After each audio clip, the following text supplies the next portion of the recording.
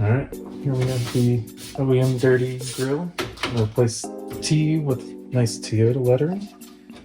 First off, these lower holes don't look like they went all the way through. So get this 1/4-inch bit and just continue the hole. Let's drop these little I guess vents that go to the intercooler.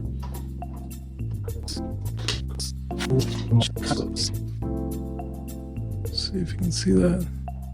So this part's Phillips and clip. You just have to get it a little unscrewed out and then it'll pop out.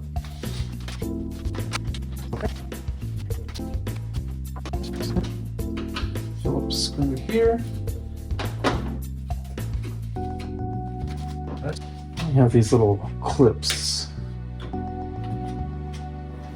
Just push and they fall out. Typical. Ones at the bottom, a little hard to get.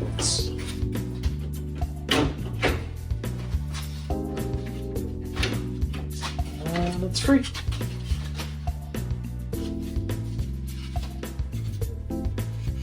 Goes.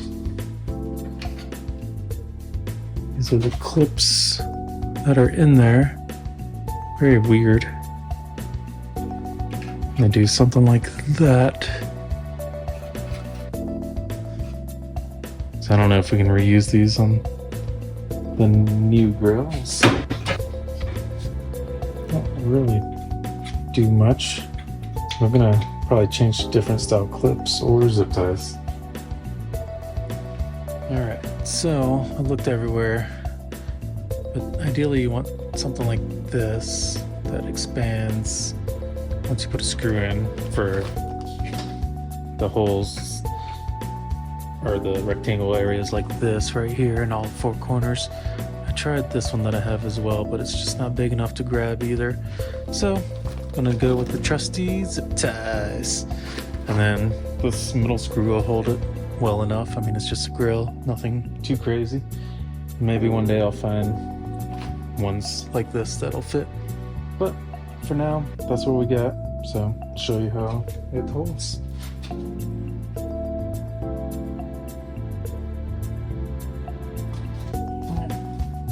These back on. So obviously there's no hole there. These are kind of a pain to get back because they're expanded and they don't really go back to their natural state. Alright, there. Snug.